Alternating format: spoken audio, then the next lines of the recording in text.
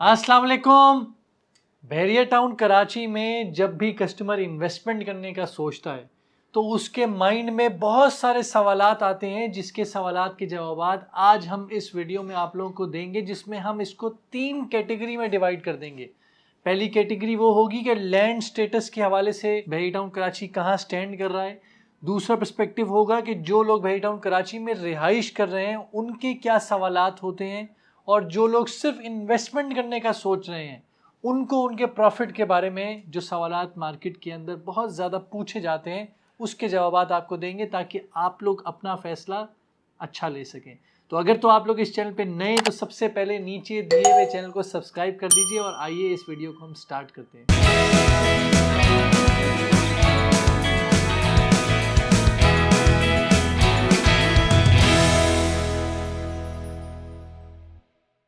तो सबसे पहले हम बात करते हैं लैंड स्टेटस को लेके। तो पहला सवाल लोगों का अक्सर ये रहता है कि बहरिया टाउन कराची का लैंड स्टेटस क्या है।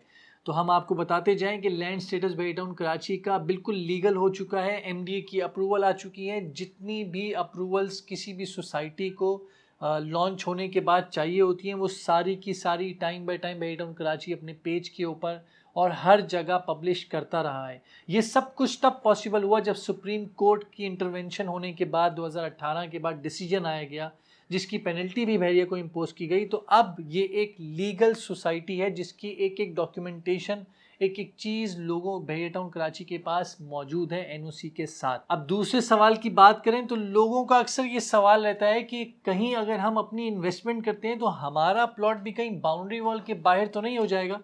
तो बहरिया टाउन कराची का पहले वाले सवाल से ही लिंक है, क्योंकि 2018 के डिसीजन के बाद एक बिल्कुल क्लैरिटी आ चुकी है कि कौन से प्लॉट्स बाउंड्री वॉल के बाहर हो चुके हैं जो कि सुप्रीम कोर्ट ने किए हैं, और कौन से प्लॉट विद इन बाउंड्री है। तो अगर प्लॉट आप आज के दिन with in boundary on ground ready for construction, जिस पे लोगों के घर बन रहे हैं, या वो जिसका मास्टर प्लान हमने आपके साथ सुप्रीम कोर्ट की जो डिसीजन के साथ अटैच हुआ था वो हमने आपके साथ टाइम बाई टाइम शेयर किया है, उसका भी लिंक हम साथ ही आपके साथ शेयर कर देंगे, ताकि आप लोग खुद देख सकें कि जिस एरिया में आप लोग इन्वेस्टमेंट कर रहे हैं अगर आप उसमें फॉल कर रहे हैं तो कोई भी आपको बाउंड्री वॉल के बाहर नहीं कर सकता। और ये आप किसी से ही पूछ सकते हैं 2018 के बाद से क्या किसी का प्लॉट चाहे 1 में 6, 8, 16, 34 ये ऐसी जगहों पर क्या उनके प्लॉट बाउंड्री वॉल के बाहर किए गए, नहीं किए गए। तो हम आपको श्योरिटी से बता रहे हैं नहीं किए गए। तीसरा सवाल हम बात करें तो सबसे ज़्यादा ये पूछा जाता है कि बहरिया टाउन कराची लीज इशू क्यों नहीं करता।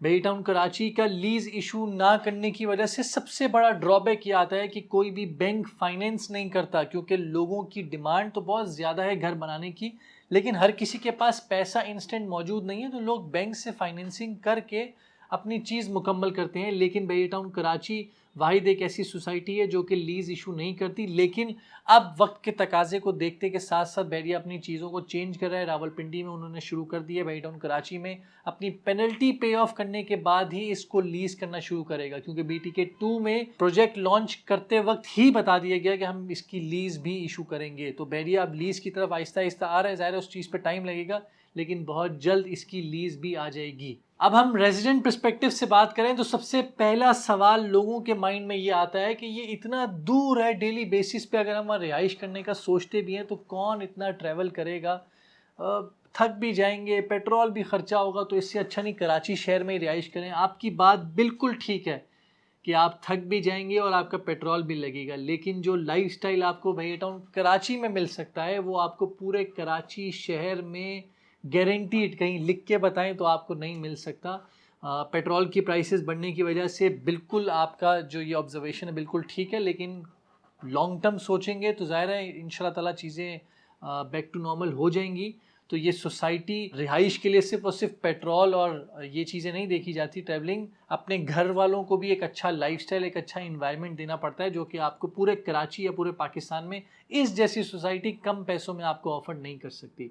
सेकंड नंबर पे हम सवाल करें तो लोग सिक्योरिटी को लेके कंसर्न है कि आजकल इतनी चोरियां हो रही हैं, हम कैसे वहाँ पर कराची में भी चोरियां हो रही हैं, यहाँ भी चोरी हो रही है, तो फ़र्क क्या है। ऐसा नहीं है कि बहरिया टाउन कराची में कोई कराची से कंपैरिजन करके आप इसको कर सकते हैं कि वहाँ पर भी चोरियां हो रही हैं। रहते हम पाकिस्तान में ही हैं, कराची वाले ही हैं, वो लोग भी ट्रैवल कर सकते हैं, कोई वीज़ा लगा के उधर नहीं आना पड़ता। तो चोरियां तो ज़ाहिर होंगी, लेकिन उधर की तादाद, स्नैचिंग की जो प्रोबेबिलिटी है वो बहुत ज़्यादा कम है, लोग बहुत ज़्यादा इंजॉय भी करते हैं, लेकिन साथ साथ चोरी होने के बाद भेड़िया इमीडिएट बेसिस पे अपने मेजर्स भी लेता है ताकि और अपनी सिक्योरिटी को स्ट्रिक्ट से स्ट्रिक्ट बनाए, इसलिए ताकि आप लोग महफूज रह सकें। और ज़ाहिर है अपनी सिक्योरिटी को स्ट्रिक्ट करने के लिए उसकी एक कॉस्ट बेयर करनी पड़ती है, जिसमें भेड़िया टाउन कराची ने सीसीटीवी कैमरा, ये सब चीज़ें लगाने का मेन मकसद ये है कि हमने अपनी स्ट्रीट्स इन जगहों पे जहां हमें लगता है हमने वहाँ लगाए हुए हैं, लेकिन किसी भी बंदे को ट्रेस करने के लिए वन एंड की ज़रूरत नहीं है, दोनों एंड से ज़रूरत होती है कि आप भी सपोर्ट करें, हम भी सपोर्ट करें, मिल के इस सोसाइटी को अच्छा बनाएंगे, जो कि भेड़िया टाउन कराची का एक अच्छा इनिशिएटिव है। बगैर सीसीटीवी कैमरा अलार्म सिस्टम के एनओसी ही इशू नहीं होगी आपकी कंस्ट्रक्शन की, घर की कंप्लीशन सर्टिफिकेट की, तो ये बहुत ज़रूरी चीज़ है। तो आने वाले वक्तों में ये सब चीज़ बहुत ही बेहतरीन होने जा रही है। थर्ड क्वेश्चन की बात करें तो स्कूल सिस्टम, कॉलेज, यूनिवर्सिटी, ये सब कुछ अवेलेबल है या नहीं है। भेड़िया टाउन कराची में ये सब सहूलत भी मौजूद है, जिसमें स्कूल भी भेड़िया टाउन का अपना मौजूद है और एक इंटरनेशनल स्टैंडर्ड लेवल का रूट्स मिलेनियम स्कूल भी मौजूद है, और मॉडरेट किस्म के जो स्कूल हैं जो कि कम फीस वाले, वो भी आपको भेड़िया टाउन कराची के बिल्कुल मेन गेट के बाहर आपको वहाँ पर भी मिल जाते हैं, जिनका बस सिस्टम भी है कि घर से आपको पिक करेंगे और आपको लेके जाएंगे। यूनिवर्सिटी भी, इकरा यूनिवर्सिटी ओपन है और कॉलेजेस भी भेड़िया के साथ ही हैं, और साथ साथ डीएचए का भी जो कॉलेज है वो भी थोड़े सी फासले के ऊपर मौजूद है। तो सारी फैसिलिटी, स्कूल, सारी चीज़ें कॉलेज भेड़िया टाउन कराची के अंदर मौजूद हैं। और लास्ट में हम बात करते हैं टॉपिक की इन्वेस्टमेंट को लेके कि अगर आप भेड़िया में इन्वेस्टमेंट करते हैं तो उसका रेट ऑफ रिटर्न कैसा है। तो जाहिर है अगर आप वीडियो की यहाँ तक पहुँच गए, इसका मतलब है या तो आप कन्विंस हैं या तो आप मुझे बर्दाश्त कर रहे हैं। तो मैं इसमें आपको पहले सवाल आपको ये बताऊँ जो लोगों का होता है कि भेड़िया टाउन कराची में कितने साइजेस मौजूद हैं, प्लॉट्स हैं, अपार्टमेंट हैं, रेंज क्या है, आज की मार्केट क्या है। तो उसकी आसानी के लिए हमने अपनी मार्केट रिपोर्ट पब्लिश की हुई है, जो कि पेज हमारा वेबसाइट के ऊपर भी हमने अपलोड की हुई है। आप सिर्फ उसको जाके डाउनलोड कीजिए, आप उसमें जाकर कैटेगरी वाइज देख सकते हैं कि 125 गज की कैटेगरी कौन कौन से प्रेशर में मौजूद है, उसके रेट्स क्या है, 250 गज की है, 500 गज की है, विलाज हैं कितने साइजेस के हैं, अपार्टमेंट है कितने साइजेस हैं, बुकिंग में चाहिए, कौन कौन से प्रोजेक्ट्स में चाहिए, सब कुछ हमारी इस मार्केट रिपोर्ट में मौजूद है। तो आपके लिए हमने आसानी की हुई है। अब आपने अपनी रिसर्च कितनी स्ट्रांग करनी है ये आपके लिए आपके ऊपर डिपेंडेंट करता है। सेकंड में लोग सवाल अक्सर पूछते हैं कि डेवलपमेंट एरिया में इन्वेस्टमेंट करनी चाहिए या नॉन डेवलप्ड एरिया में इन्वेस्टमेंट करनी चाहिए। ये सब कुछ डिपेंड करता है आपकी प्लानिंग के ऊपर कि आपने लॉन्ग टर्म इन्वेस्टमेंट करनी है, शॉर्ट टर्म इन्वेस्टमेंट करनी है। डेवलप्ड एरिया में लोग अब घर बनाकर बेच के उसको प्रॉफिट अर्न करते हैं, जो कि लॉन्ग टर्म में आ जाता है। नॉन डेवलप्ड एरिया में ट्रेडिंग में सबसे ज़्यादा हो रही होती है और वो थोड़ा सा और भी वक्त मांगती है। मैं कहूँगा मॉडरेट इन्वेस्टमेंट आप कह सकते हैं उसको, जिसमें जैसे जैसे डेवलपमेंट होती रहेगी आपका रेट में इजाफा भी आता रहेगा।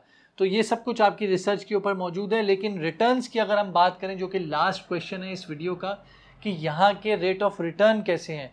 लास्ट 1 साल पहले अगर हम बात करें तो भेड़िया टाउन कराची में, पूरे पाकिस्तान में अगर सबसे ज़्यादा अगर ट्रेडिंग हुई है तो वो भेड़िया टाउन कराची में। आप किसी भी बंदे से पूछ सकते हैं, हमारी मार्केट रिपोर्ट देख सकते हैं, जहां एक तरफ इश्यूज भेड़िया टाउन के मौजूद हैं, लेकिन वहीं दूसरी तरफ पॉजिटिव बातें भी मौजूद हैं कि भेड़िया टाउन कराची में इन्वेस्टमेंट सबसे ज़्यादा होती है, लोग वहां से बहुत ज़्यादा पैसे अर्न करते हैं। तो आप लोग हमसे रब्ता कीजिए, इंशाल्लाह ताला हम आपको बेस्ट से बेस्ट एडवाइस देंगे। आज बेशक ये वक्त नहीं है मार्केट में इन्वेस्टमेंट करने का, लोग रुझान नहीं दे रहे, लेकिन लॉन्ग टर्म में कभी भी आपका भेड़िया टाउन कराची को लेके इन्वेस्टमेंट करने का इरादा हुआ तो ज़रूर हाउसिंग एसोसिएट से आप रब्ता कीजिए।